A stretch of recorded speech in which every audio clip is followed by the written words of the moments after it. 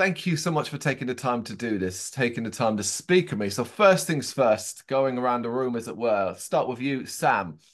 About 2 weeks into 2024. How's it been treating you so far? Yeah, man, it's good. Very busy in all aspects of life, really. But yeah, it's going good. That's all I want to hear. How about you, Oliver? How's it been treating you? Challenging from day one, if I'm honest, but we're still moving. I'm still here. That's the main thing. Fair How about enough. yourself? So far, so good. Can't complain, basically. Good.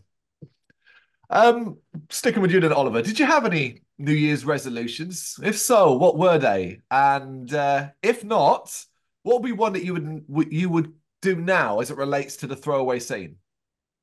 I always think about doing them towards the end of the year, like everyone, of course. And then like most people, I then either don't do them or I don't even fucking write them down. But one I always think about, in particular to the band as well. I just want to release as much music as I can, not specifically through the band, but I just think every year I just want to kind of.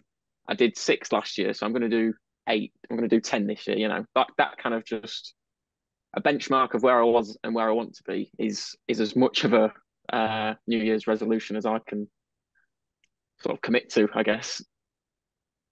But it is something you've been able to commit to. It's something you've been able to do. Yeah, I mean, I haven't released anything yet, but yeah. There's a few things. There's a cover that we worked on that'll come out in some sort of capacity that I'm quite excited about. And yeah, just exploring some more avenues of what I want to do and what the band wants to do. And if they sort of align, then that's great. If not, then I'm just gonna start putting some stuff out on my own because I've wanted to do it for ages. But yeah. Oh, cool, cool, cool. How about you, Sam? I think a big sort of New Year's resolution for me is just to focus on our own lane a lot. I know it's a very cliche comment, but just stop worrying about what other people are doing. Stop worrying about if we're keeping up or if we're doing this or we're doing that. Just focusing on what we're doing and kind of putting the blinkers on, so to speak, in some ways, I think, and just focusing. Easier said than done, though. That really isn't it? Because even the smallest thing, you put a video out or you put a post out on social media, maybe it doesn't get as many likes as the previous one did, or someone aligned to you doesn't get, and it gets in your head automatically. Yeah, for sure. But I think it's about kind of just making sure you're happy with what you're doing and kind of just trying to focus on that and try not to be, impacted too much on the externals.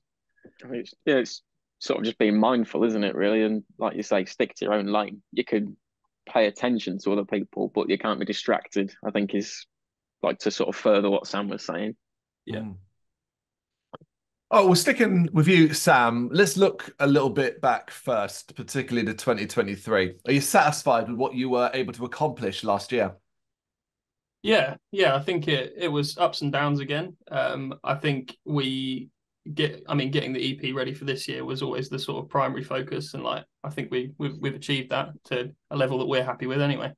Um, yeah, we had some really good shows, some shows that we thought we could have gone better or we could have performed better and this kind of thing. But I think overall it was a good year, and I think we set ourselves up nicely for this year as well, which is it's the first like real release for this band, and it's the first time we're kind of trying to put a marker out there. Mm. How about you, Oliver? Yeah, I think sort of piggybacking on what Sam said, just working on the EP and getting that to a point where we go, this is fucking insane. This is the best thing we've ever done personally and collectively. Let's, just get excited to put this out. And like Sam said, we did play some cool shows. We played some not so cool shows. We've we've had a good. We've done a few shows where we've bumped into old friends and old bands, and we've played with them before, and we've had some nice moments like that sort of thing. But to circle back to the main point, we wrote it and we recorded it, and we're fucking ready with this EP. That's kind of more what 2023 was about, really. Yeah. Is it fair to say that you would look at that as one of the highlights of 2023, or do you have some others that you can point out and say, look, that was one of the best things that happened to us last year? Um, no, I think to be fair, I mean, one of the highlights for me personally was this last show we played. We played a show beginning of December in Manchester, and it was the first time we'd kind of been had a reception that was it felt almost like I don't know, a kind of moment that we've all been waiting for a long time, where Mm. the whole room was really into it, like just every song people were loving, and I don't know, it just we I had a really good feeling after that show, and that was definitely one of the highlights for me for sure. Oh, that's cool, cool, cool. How about you, Oliver? You got any others? My memory's fucking terrible. So probably, but not right now. But yeah, that show was that show was fucking everything for the majority of us, and particularly for me as well, because it'd been kind of a rocky few months up to that point, and that was the first show that we'd done for a few months, wasn't it? Mm. Yeah. So it was cool just to prove that we could still do it, and we could do it to that next level that we wanted to hit before the year was out. And cool. So we've hit our fucking stride now. So Yeah. we can now take this into 2024 with some new exciting music, and we just we're just getting ready to take over basically. I think it's nice to see as well, like the reception to Fake Death and who else is in the room has been really good as well. And even compared to our older material, I feel for me, I feel like it hits harder in the room, and like people are sort of, I don't know, taking the sound of that on board a bit easier, and like I don't know, it just gives me very pumped for the EP. More of that to come. Taking that show then, the response to that show and the response to those two singles, from your individual perspective, and we'll start with you, Sam, what is it about the Throwaway Scene that you think is appealing to so many people, resulting in these really positive responses? Um, I think there's a decent element of like nostalgia with our sound and with our aesthetic. I think like there's we're trying to just replicate sounds we grew up listening to a lot. Mm. And I think there's an audience that wants to sort of resonate with that as well. Um, I think we're very meticulous about like our visuals and how we like to come across online. And I think like when people see effort in any kind of capacity, they kind of they're drawn to people who are motivated and people who are showing effort. Like that can be in anything, not just music, but like I don't know. I'm kind of like that. Like if I'm talking to someone who's passionate about something, I start to become passionate about it. Do you know what I mean? Yeah, yep. So I think there's an element of that with this band. Yeah, let's say that, and just it's that nice sort of we feel familiar, but then still something different about it as well to a lot of people. Nailed it there. Feel familiar, but still something a bit different because I've heard the full EP, and I am of a certain age, so there are familiarities for me, but also different too. Oliver, have you got anything to add there that you think that is, the appeal? Um, Again, yeah, Sam's kind of hit the nail on the head with that. It's part nostalgia, part intrigue, I think, and there's a lot to dig into if you want to. On the face of it, it's just a fucking great record. If you want to dig a little deeper, there's a lot of narrative, a lot of lyrics, there's a lot that ties together and kind of paints you this big beautiful picture of death, really. And there's just a lot of there's some moments of just bare honesty as well from me as well. Um, Yeah, again, I think that's something people yeah, pick up on. Like some of my favorite bands and artists are always when you can like hear the honesty in their vocal or hear the honesty in their music. That's something that resonates with me as well. So yeah, for sure. Yeah, enough can't be said about authenticity when it comes to stuff like that. And if it comes through as it does with the lyrics, the vocals, you really notice it. Obviously, we are talking about On Death and Dying, which is released on January 26th this year, your debut EP. So I have to ask, was your vision always to release an EP, or did it become somewhat of a necessity considering the response to the music that was out already? I think we just felt it was the right time, didn't we? It was kind of Yeah, more we've sort of drip fed singles, and we just wanted to build something before we then We wanted to build a restaurant before we invited people to come and have food at it. You know what I mean? There's no point. No one fucking cares if you've put out an album of 12 to 15 tracks and you've got 100 followers. That is just self gratification. You're doing it for no one but yourself. So we were quite keen, and Sam particularly was, I know, very keen to not overstep our bounds, I guess, and kind of let's crawl before we can walk, and let's get people coming to us and build something, and then reward. Put food on the table. I'll go back to my restaurant analogy. Yeah, I think as well though it was like from an idea point of view, like we wrote the first sort of collection songs, which they had a theme and narrative through them, but then this EP, it was very clear we had like an idea and like almost like a concept in mind for the whole thing. So in my head, it was almost like we had a movie planned out, and then we've just kind of written the soundtrack to all those bits, and that's become the EP. So I definitely feel like the idea has pushed towards the EP more than like the other way around, where it's like, oh, we're doing an EP, let's find an idea. I think it was, we've got an idea, let's do an EP. It was that way around, if you know what I mean. Yeah, because you do start wondering, well, okay, is this a collection of previous singles that you'd be kind of sitting on and you're just jamming them together, put them out there because then you've got that release, but clearly that wasn't the plan. No, not at all. No, these tracks are all considered as a bunch, not individuals.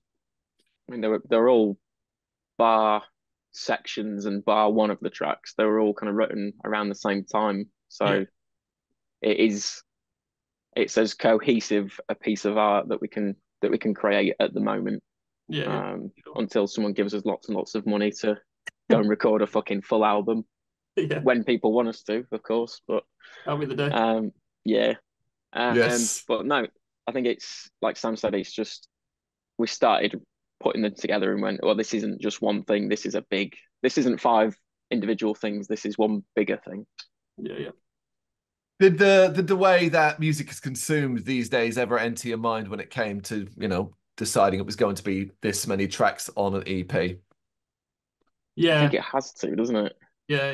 Yeah, it definitely does. I mean, I guess that was, again, some of the thinking when we were just doing singles before, is because we always know, like, after the 3 minutes that someone's watched a video, it's when's the next one? And it's like, these things take us months to write and kind of, work out how we want the story to go. Like, we film the videos ourselves as well. So there's so much work in these videos. But then, yeah, with the way the world is today, it's like next.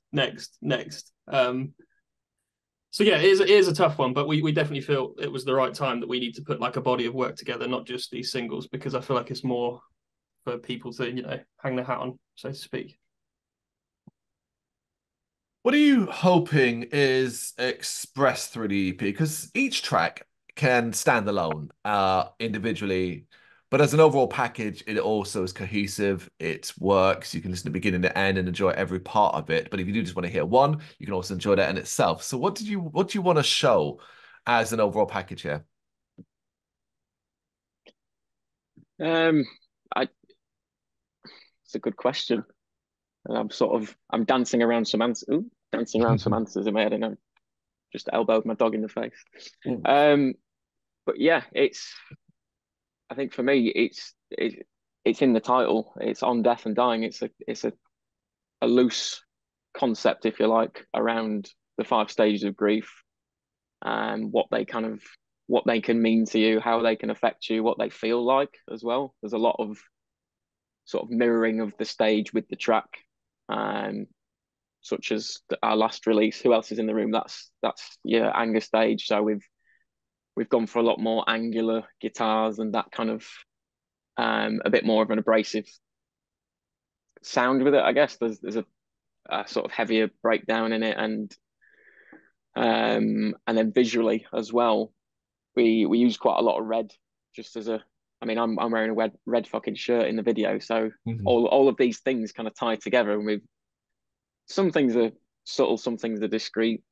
Some things are subtle, some things are very much on the nose. But I think for me, I just want someone to come away thinking and maybe feeling something, because it's, to circle back to my point, it's an EP about death.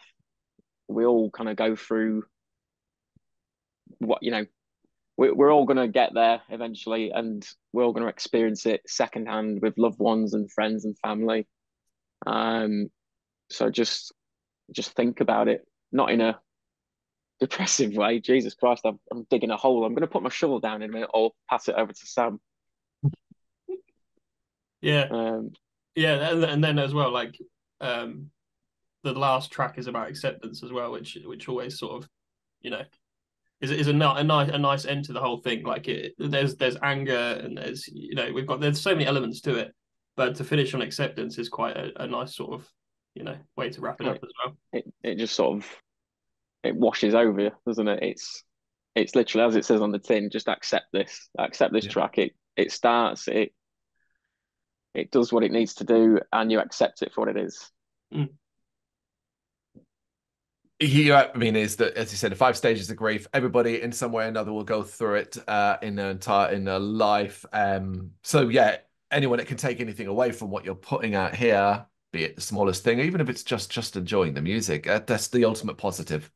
Yeah, I mean, there's that, and then yeah, so it's the 5 stages of grief from Kubler-Ross, from Elizabeth Kubler-Ross, and I even just I called the characters Ross and Kubler. Just put it there. It's on subtitles. It's very much there. But like you've just said, if you want to just consume it as music, it's there to enjoy it as that. If you want to kind of scratch away and dig a bit at the art that we've done, then cool, that's there for you as well.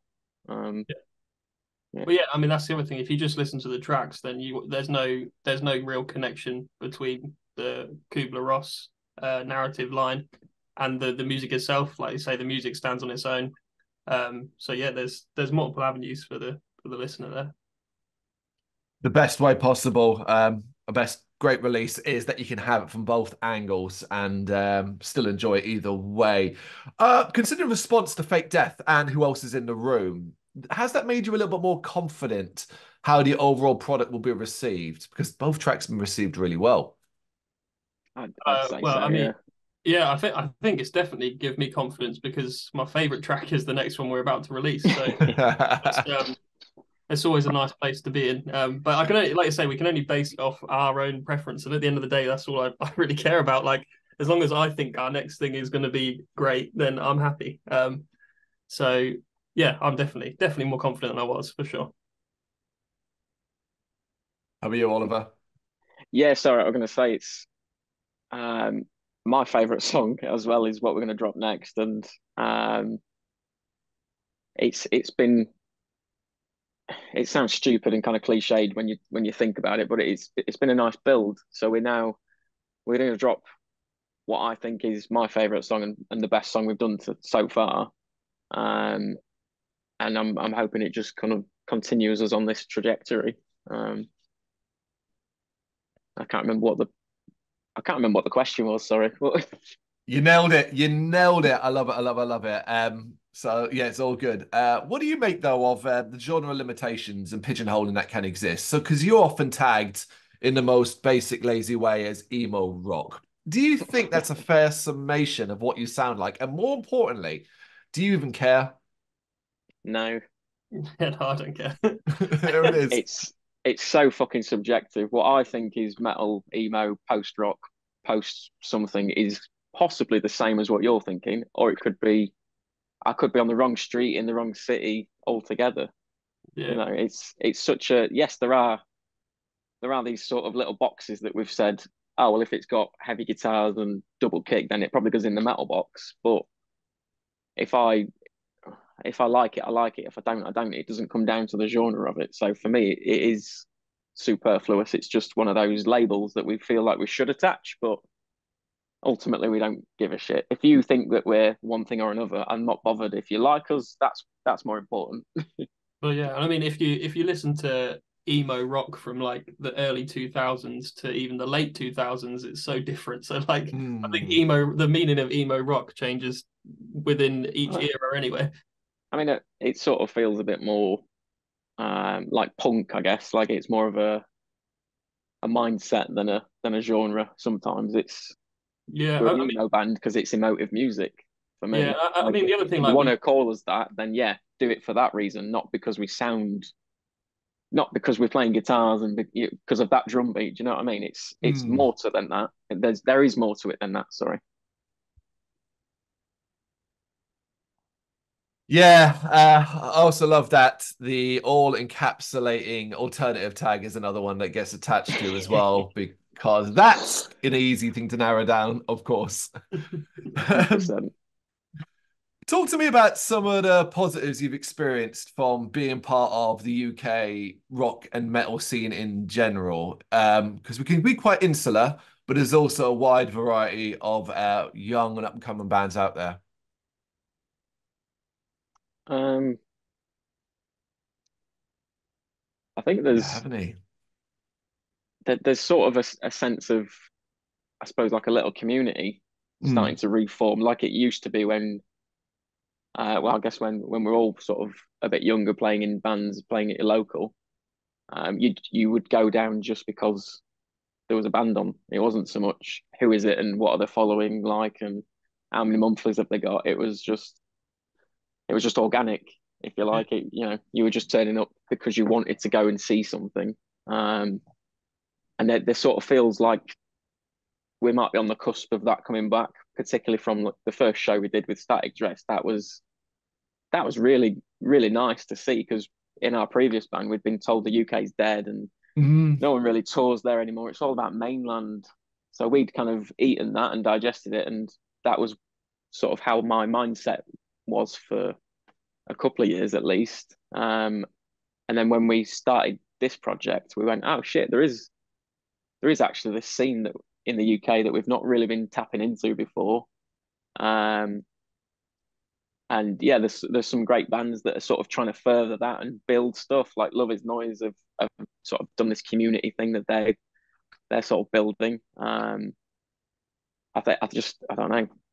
It comes back to for me the sense of community is not just lost in music, but it's lost kind of everywhere. So if I can bring that back, doing something that I love, maybe that can then sort of bleed into the rest of my avenues in life, and I can kind of carry that through and just be more human and be more connected. I think is um what I'd like to do. And yeah, if music can help us do that to sort of bring it back to that point, then um yeah, let's get it done. I don't know. Um yeah, I start thinking about another point and then I come back to it and then I lose it again. And but yeah, the UK's starting to feel like a little community again, I guess is the main point of what I was saying. And we just need to keep building it, and that's just all the bands that are either coming up or that are already at the top. Don't just think you've got to the top, so that's it now. You still need to kind of pull people through, as it were, and keep this thing going. Well said. Well said. You got anything to add there, Sam? What do you think? Yeah, I was just gonna say, like, I think it's been a bit surprising in the last like couple of years as well, because I thought like TikTok and all that was the killer of every young band, basically, because it was Mm. just like everyone would just be moving to doing, you know, covers and short 10-second content, and like I don't know, it felt like the kind of idea of being a band was kind of dying. Well, Mm. that's But that's then just. I'm going to say though. Sorry to interrupt, but you've hit the nail on the head there with the word content. yeah, It's everything became content versus content. art, isn't it? At Yeah, that yeah, point. exactly. But So and what are you being in a band for if you're just releasing content? yeah. But I would say that like I've been surprised because there's so many good young bands at the minute, and like good up and coming bands that like I hadn't even heard of a year ago. And it seems to be a bit of more of like an explosion now. And she said, Ollie, like the community's kind of, I don't know, maybe there's a bit of a resurgence going on. I don't know, maybe everything will turn out to be like anti TikTok and it'll be like, I don't know, a new punk revolution or something. Who knows? Hopefully, I can go back to using my Nokia just like a shit phone. We can all stop performing online and we can just get on with it and be a bit more real. I think that'd be nice. That'll be nice.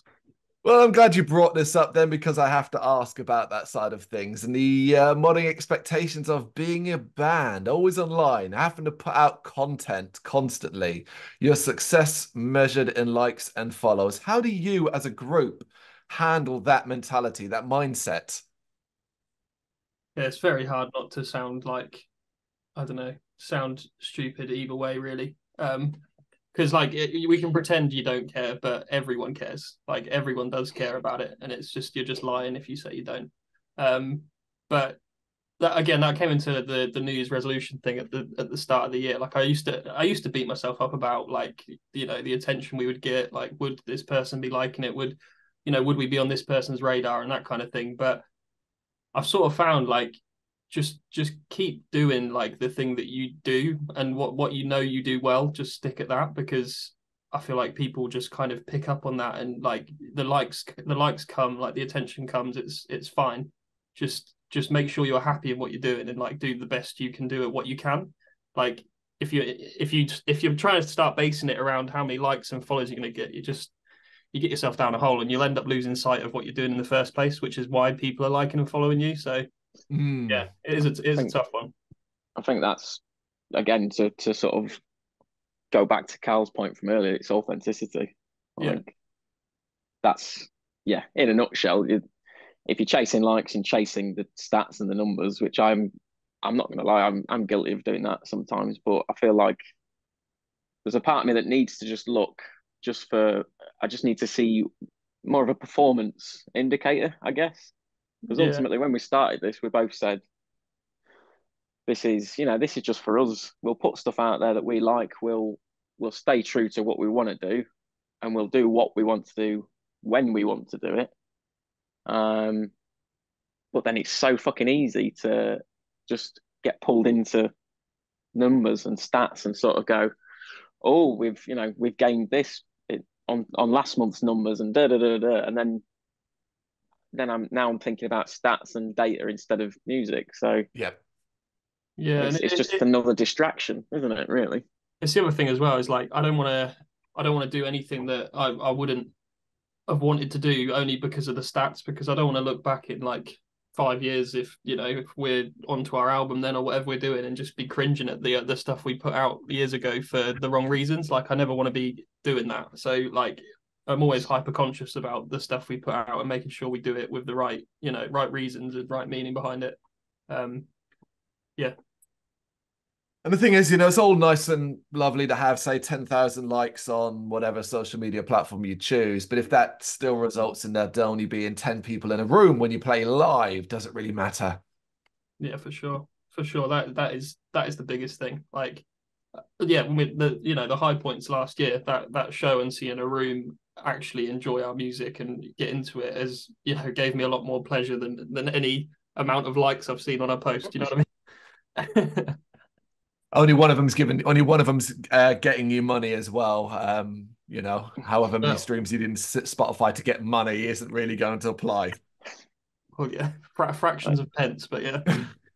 It sort of feels like they're paying you in monopoly money, I think. It's like, oh well, it's 0.0000 of a penny, so I don't know. Do you want us just to wait till the end of the year and give you a Mars bar or something? What do you want?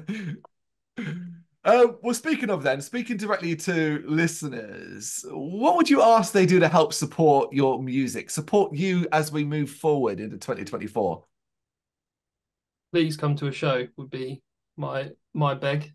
Yeah, well, just go to shows. Oh yeah, go to shows in general, but just please come and like watch us play live, and love it or hate it, just come and have a good time. Become your friend. Yeah, give it a chance. Yeah. If we've intrigued you with our music online, then come see what it's about, see what we're building, and just like Sam said, if you don't like it, then that's fine. You can come and tell me you don't like it if you want, and I'll talk to you about let's have a conversation about it. Because when we did that show back in December, there was a part of within our show there was something that I did which resonated in people coming over to me after the show and talking to me about mental health and depression, anxiety, and things of that nature. And I really loved that. Not so much to hear about other people's pain and stuff, but it more in the sense of you've no idea who I am. I've just stood over there on that stage for 30 minutes. Now you're going to come over and tell me that you've been feeling the same way I've been feeling for it just removes that kind of barrier, and that why do we have to feel like that we can't talk to people anymore? Yeah, so true, You know man. what I mean? It's incredible that you could have cut through in such a way that they trusted you enough, felt confident enough to come and talk to you. That is simple. I mean, I don't know how you handle stuff like that. Like, I'd imagine that's an incredibly emotional experience to have someone come and speak to you like that. Yeah, without sounding cliched and like I'm sort of saying it for the sake of saying it. And at one point, I was sort of fighting back some tears a little bit Mm. because the person who was talking to in question was also quite like glistening and a bit emotional. And I thought, fucking hell, don't cry, because if you do, I'm going to start crying. And yeah, I don't know if I'm going to stop at this moment in time. It is incredible. But it's fantastic that your music is resonating with people in that way. And it bears repeating again, if people are unaware, On Death and Dying, January 26, 2024. That is the focus right now. But what does the rest of 2024 kind of look like for the Throwaway Scene? What plans do you have in place? So we got a show on the 24th of February at the Lead Mill in Sheffield, supporting Ed Rondanger, which we're really excited about. Mm, We've got like 3 or 4 things we can't talk about at the minute. fair enough. Yeah, it's not been announced and stuff. But in the next week or so, I'm not sure when this is going anywhere. But yeah, it's going to be out in the next week or so. A few more of our plans. Music wise, I think we're planning on obviously just seeing where the CP goes after release, seeing what happens in terms of touring and stuff. I'd say we're looking to have something else out before the end of the year as well. I think that's possible. That's doable. The plan is to be busy. Yeah, stay busy. Always. Stay busy. That's all I ever want to hear. Guys, I need a couple more minutes of your time, though. So this is Ozzy Osbourne, and in his head are around 200 cards, randomized questions of anything and everything, with lots of submissions by other bands and artists as well. I'm going to pull some out at random, and yeah, you're going to answer them if you don't mind, please. I'm excited for this. Let's I go. do love Okay. it. We'll start with you then, Oliver. And it's yeah, it's a very British one. 89. What do you put on chips? What goes on top of chips? Vegan mayonnaise. Vegan mayonnaise. Yeah. Hated it before I was vegan. Love mayonnaise now. Work that one out. Maybe I just didn't like egg. I don't know. Sam, what about you? Um, brown sauce. Brown sauce on chips. Okay, there it is. I always find that question good for the Brits because obviously regionally, depending on where you live, you always get wildly different answers to that. Okay, back to you, Oliver. Number 100. What is your drunk food of choice? Oh, it used to be just whatever takeaway was open. Yeah. But I don't want to keep banging the drum of the vegan, but since going vegan, it's the easiest thing I can do is Mackey's. It sucks that there's not a lot of choice, but Yeah, I was gonna say, I'm trying to think what these days is it still just a veggie burger? Is that it? yeah, you've got a McPlant now, which is a fake burger. But yeah, I, that'd be my go-to, I guess. At least you've got something. What about you, Sam? Pizza is the vice for me. Like if it's yeah, the more drunk I am, like the worse quality the pizza has to be. But The greasier it must. yeah, The more, yeah, yeah, the greasier it must be. but yeah, something to soak up the drink is nice. Very good. All right, next one, number 19. Oliver, what was the last TV show you binge watched? Um, what was it? Um, oh, can I look on my phone and then do you want to speak to Jump to Sam and then Sam come then. back to Go on, me? Sam. Well, I'm currently binging Fool Me Once on Netflix. Yeah, it's pretty good. A Yeah. lot just yeah, like British drama, just going round and round in circles, but it's quite good. How many seasons you got to get through? There's only been one season. I think it's only like a Oh. 10-part thing, but I'm like episode 6, I think. So yeah, it's good. Know it, Oliver? Bodies was the last thing that I went through on Netflix. I fucking thoroughly enjoyed that. It's right up my street. A lot of theatrics and drama and time travel and nonsense. Anything like that that I can take myself out of the world and just sort of focus on like that. Yeah, I love stuff like that. That's what's there for, to distract. Okay, number 25. Sticking with you, Oliver. There. What is a dream holiday destination for you? I don't know. I've been thinking a lot about like Japan and China recently. Okay. Just because it's more of like a cultural thing. I just want to go and see what they're doing. And with it, that sounds a bit peculiar, doesn't it, to word it in such a way? But there's just something fascinating about the about sort of Eastern cultures, I think. So if you were to go to, say, somewhere like Japan, you'd be more interested in, say, a rural area rather than, say, Tokyo? I might have to do both because they, where I live in Sheffield, I'm not far from Meadowhall, and they've opened up a Bandai Namco shop in there. So there's a few treats in there if I want to go and tempt myself. So I'd have to do like part rural, part commercial, if you like, just to sort of take it all in. And yeah, hopefully I'll get there one day, but we'll see. Well, cool. Sam? New Zealand for me, I think. Just want to go to the set of the Shire, so that'll be good. I fucking knew you were going to say that. Yeah, Do you think that if you're a New Zealander, that you kind of these days get annoyed with and want to be like, there's more to New Zealand other than that goddamn set? Yeah, possibly. I suppose it's like a dog's not just for Christmas, a dog's for life. Like New Zealand's not just for The Hobbit and Lord of the Rings. It's more than that. They have sheep over there as well, as far as I know. So there you go. All right, guys, one more. 44. Right, Oliver, who is someone that you cite as an inspiration? And it can be from any walk of life, anything.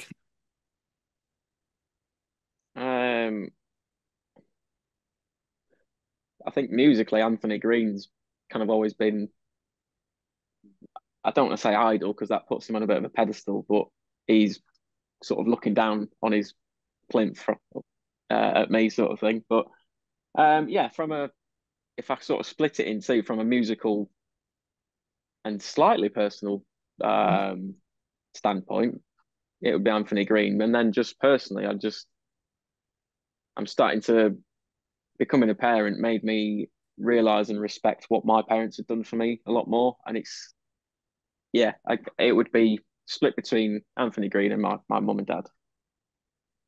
Fantastic. Sam? Oh, that is a tough one. I don't know. Film wise, there's like cliches like Wes Anderson, Stanley Kubrick, are all inspirational. My friends inspire me a lot. Just I know that's cliche, but yeah, just being around with my bandmates is like I get inspired all the time. Ollie inspires me a lot, so there's that.